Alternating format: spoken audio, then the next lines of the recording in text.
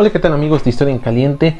Sean bienvenidos a un viernes más de Bueno, en esta ocasión no es podcast. A ver, ¿qué pasó?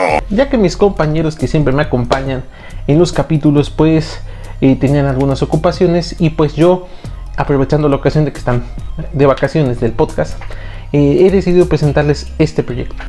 Veremos qué sucede. Estoy un poco nervioso. Los cuales son videoblogs en caliente. Estos videoblogs van a ser pequeños temas históricos, alguna tal vez discusión de la historia actual que estén en redes sociales. Ya saben, porque en las redes sociales nunca se platica de historia, ¿verdad? ¿Verdad, Andrés Manuel? ¿Verdad? Y bueno, pues aquí aprovecharemos para dar una crítica o presentar un preámbulo de los temas que se presentan en la actualidad, o también presentarles algún tema histórico que yo o mis compañeros propongamos, y pues aquí lo estaré presentando para ustedes. No me cuentas tu vida, crack. Pero no se preocupen por los podcasts, porque la siguiente semana, el lunes, va a haber lunes de videoblog, donde pues estaremos presentando otro tema, y el viernes como tal ya estaremos con los capítulos de Historia en Caliente del podcast, así que no se lo pierdan porque tenemos una invitada súper especial el siguiente viernes. Y bueno, el tema para empezar estos videoblogs no podía ser pues más polémico. Ahora sí viene lo chido. Hablar de sindicatos en este país es hablar de un problema que ha persistido durante toda la historia de México, o bueno, la historia del siglo XX de México, ya que como ustedes sabrán, los sindicatos pues fueron una consecuencia ideológica, vamos a decirlo así, directa de la revolución industrial. Ya saben, ese momento en que llegaron las máquinas y bueno, los trabajadores al sentirse sustituidos por las máquinas empiezan un movimiento. La vida es un riesgo, carnal. Estos movimientos como el cartismo, la destrucción de las máquinas, provoca una unión obrera que al final deriva de los primeros sindicatos en Inglaterra, y esta idea se fue extendiendo a Europa. Para principios del siglo XX ya existían sindicatos como tal establecidos en aquella región del mundo. Eso sí es de gángsters, de gángsters. Pero ustedes sabrán que pues un sindicato no se puede sostener por sí solo. Llegó un ideólogo que ustedes seguramente conocerán y que pues sus ideas siempre han sido un poco polémicas. Y nos estamos refiriendo al Santa Claus. Así es, a Carlos Marx. ¡Por un demonio, lo que faltaba! Carlos Marx en sus postulados menciona que pues la burguesía es la que se beneficia del trabajo del obrero. Entonces, esta ideología para los obreros pues les cayó del 20, porque pues ya tenían no un pretexto, sino un modelo a seguir. ¡Oh my God! Que la burguesía caiga y que entre el proletariado a gobernar. Y esto se vería reflejado pues en la Revolución de Octubre, en la Revolución Rusa. Pero nos estamos desviando un poco del tema. Esto, como ya les mencioné, unificó a los obreros. Mira ese potencial. Y creó más bases sólidas para el sindicalismo. En México, este sindicalismo llegó después de la Revolución. Y para ser exactos, llegó después de los años 30. Con Lázaro Cárdenas. Con Lázaro Cárdenas no solamente llegó un gobierno socialista preocupado más por el pueblo, sino que además también llegó una ideología, la ideología que ya les platiqué de Europa, el marxismo. Ese es un verdadero hombre. E iniciaron los primeros sindicatos. Estos sindicatos eran muy sencillos, unificaban a las pequeñas agrupaciones independientes y les estaban dando una forma nacional. Si bien podemos establecer algo limpio de estas primeras uniones sindicales, es que ellas fueron el germen de la expropiación petrolera, ya que gracias a ello pues Lázaro Cárdenas tuvo el pretexto perfecto para realizar esta nacionalización de los bienes y en especial del petróleo. No había otra manera. Pasado el gobierno de Lázaro Cárdenas, llegaría Ávila Camacho. Ávila Camacho todavía mantiene estas organizaciones, pero un conflicto internacional puso en riesgo estos pequeños sindicatos y la organización de un sindicato nacional. Esto se va a poner feo. Y me estoy refiriendo a la Segunda Guerra Mundial. La Segunda Guerra Mundial trajo como consecuencias a México que los salarios se mantuvieran en un precio fijo. Esta fijación del salario pues molestó mucho a los trabajadores, quienes se organizaron en huelgas y se organizaron en movimientos cada vez más agresivos. Pero esto sentó cierta ruptura entre el Estado y los sindicatos. Es un perro desagradecido. El más notable fue la Confederación de Trabajadores de México, que en ese momento ya estaba surgiendo, estaba absorbiendo a pequeños sindicatos y se estaba fortaleciendo más. Y pues es Vicente Lombardo Toledano el que permite esta unificación. Pero llegan los años 40, unos años difíciles para México. El gobierno cambia, los intereses cambian, las personas cambian. Y es al momento de la llegada del gobierno civilista a México que tenemos un gran problema. El presidente Miguel Alemán prefiere pues alentar la inversión extranjera, pero la inversión extranjera está un poco reacia con los sindicatos mexicanos, ya que están exigiendo demasiado y pues eso no entra dentro de las normas de ganancia que tienen que tener estas empresas. ¿No tienen el presentimiento de que algo muy malo va a pasar? Y entonces apareció el peor cáncer de los sindicatos en México: el chavismo sindical. ¡Ay, qué miedo! ¡Yo me voy!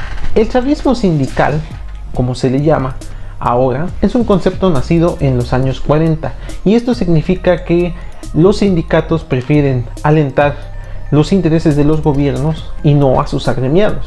Y este problema inicia con el proceso de la sucesión en la Confederación de Trabajadores de México. Vicente Lombardo Toledano pues no puede aguantar las presiones del gobierno, es prácticamente sustituido y llega un hombre que duraría en esta confederación toda su vida. Y estoy hablando literalmente. Es el viejo Jenkins. Su nombre es Fidel Velázquez. Fidel Velázquez, junto con un grupo ambicioso, logra pues un refuerzo en la Confederación de Trabajadores Mexicanos y además lo somete pues a los caprichos presidenciales, iniciándose así una época muy oscura en los sindicatos. Hay destinos peores que la muerte. Para 1948, la Confederación de Trabajadores de México estaba bastante corrompida. Había tráfico de influencias, había corrupción, había los grandes problemas que actualmente se ven en los sindicatos.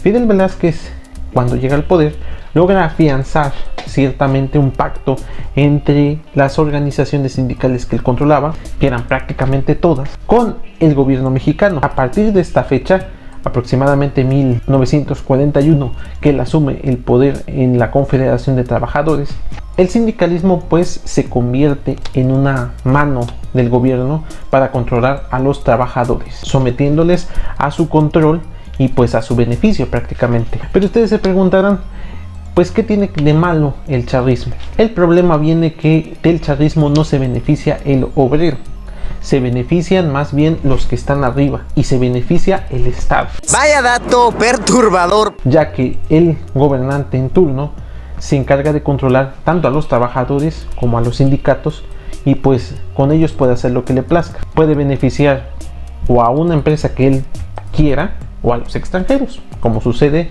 pues prácticamente desde los años 40. Ya está, loco, me voy a la mierda.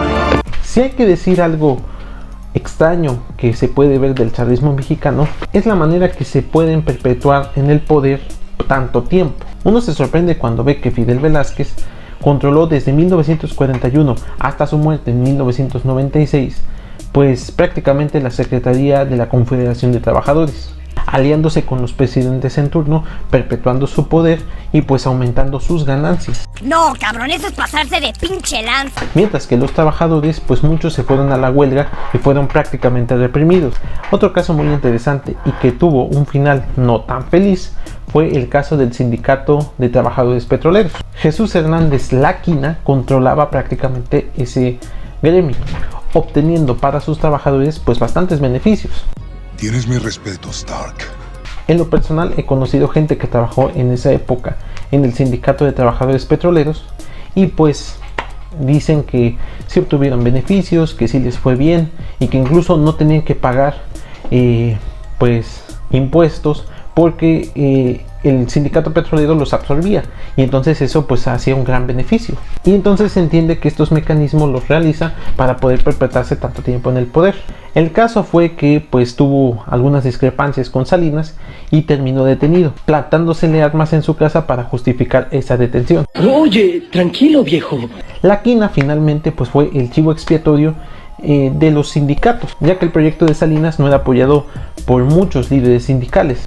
Esto que les he platicado es un ejemplo de cómo el chavismo mexicano es una extensión más del brazo político mexicano, y con ello pues se permean muchas cosas que hoy en día cuando las vemos pues son injustas y pueden explicar también las graves crisis que ha tenido este país.